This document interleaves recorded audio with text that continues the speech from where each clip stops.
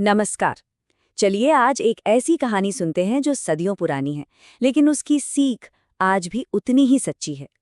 ये कहानी है हमारे इरादों, हमारे कर्मों और उनके नतीजों की। तो ये कहानी शुरू होती है एक सवाल से।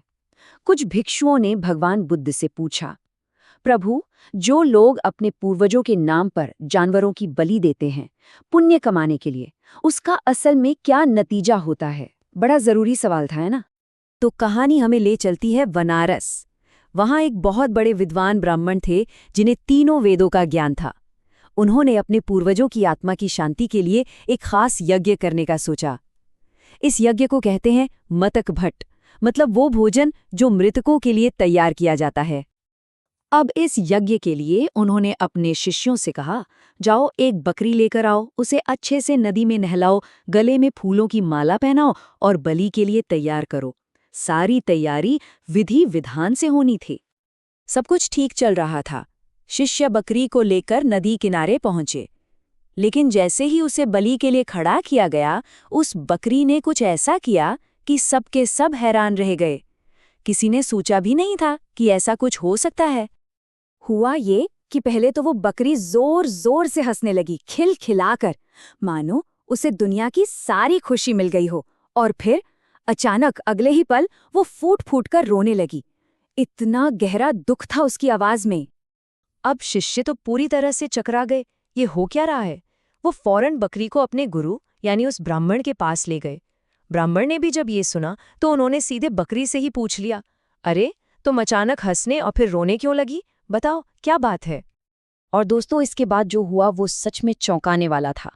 उस बकरी को अपने पिछले जन्म याद थे और उसने जो कहानी सुनाई वो कर्मों के एक ऐसे चक्र की कहानी थी जो एक दो नहीं बल्कि सैकड़ों जन्मों से चला आ रहा था।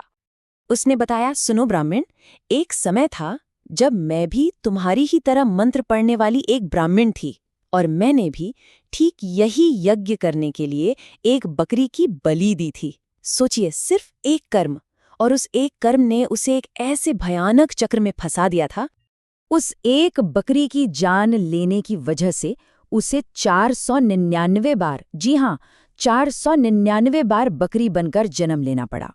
और हर जन्म में हर बार उसका सिर काटा गया। तो वो हंसी क्यों? वो इसलिए हंसी क्योंकि आज उसका 500वां जन्म था। ये उसकी आखिरी मौत थी। आज इस बलि के साथ ही उसका वो भयानक कर्म का चक्कर खत्म होने वाला था। वो हमेशा के लिए आजाद होने वाली थी। और वो रोई क्यों? वो रोई उस ब्राह्मण के लिए। उसे उस पर दया आ रही थी, क्योंकि वो जानती थी कि जैसे ही ये ब्राह्मण उसकी बलि देगा, वो खुद भी उसी 500 जन्मों तक सिर कटवाने वाले दुख भरे चक्र में फंस जाएगा। अब ये सब सुनकर तो ब्राह्मण के पैरों तले जमीन खिसक गई। वो बुरी तरह डर गया। उसने फौरन कसम खाई, नहीं, मैं तुम्हें नहीं मारूंगा, मैं तुम्हारी रक्षा करूंगा, मैं किसी को भी तुम्हें नुकसान नहीं पहुंचाने दूंगा। लेकिन बकरी को पता था। उसने कहा, हे ब्राह्मण, तुम्हारी सुरक्षा बहुत छोटी है, लेकिन मेरा किया हुआ पाप वो बहुत शक्तिशाली है। वो जानती थी कि कर्म का फल उसे भोगना ही पड़ेगा, उससे कोई नहीं बचा सकता। और हुआ भी वही। ब्राह्मण ने बकरी को छोड़ दिया। वो बेचारी पास में एक पेड़ की पत्तियां खाने के लिए जैसे ही झुकी कि अचानक आसमान से बिजली कड़की और पास की एक चट्टान पर गिरी। बिजली इतनी तेज थी कि चट्टान का एक नुकीला टुकड़ा छिटक कर हवा में उड़ा और सीधा बकरी की गर्दन पर जाकर लगा और उसका सिर कट गया। ये सब इतना अविश्वसनीय था कि वहां देखते ही देखते भीड़ जमा हो गई। लोग हैरान थे कि ये कैसे हो गया। और ठीक उसी समय वहां एक बोधिसत्व प्रकट हुए, जो उस जन्म में एक वृक्ष देवता थे। वो वृक्ष देवता हवा में प्रकट हुए और उन्होंने अपनी बहुत ही मधुर लेकिन असरदार आवाज में वहां जमा हुए लोगों को एक संदेश दिया। एक ऐसी बात कही जो दिल में उतर जाए। उन्होंने कहा, अगर लोगों को ये पता चल जाए कि इस जीवन में दुख है, तो कोई भी जीव दूसरे जीव को कभी नहीं मारेगा, क्योंकि जो किसी की जान लेता है उसे आखिर में दुख और शोक ही मिलता है। देखिए, कितनी गहरी बात है।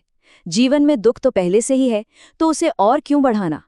हत्या का नतीजा हमेशा शोक ही होता है। अब वापस आते हैं भगवान बुद्ध और उनके शिष्यों के पास। जब बुद्ध ने ये पूरी कहानी सुनाई तो अंत में उन्होंने एक और बात बताई, एक ऐसा राज खोला जिसने इस कहानी को सीधे उनसे ही जोड़ दिया। उन्होंने बताया कि उस समय जो वृक्ष देवता प्रकट हुए थे वो कोई और नहीं बल्कि वो स्वयं ही थे।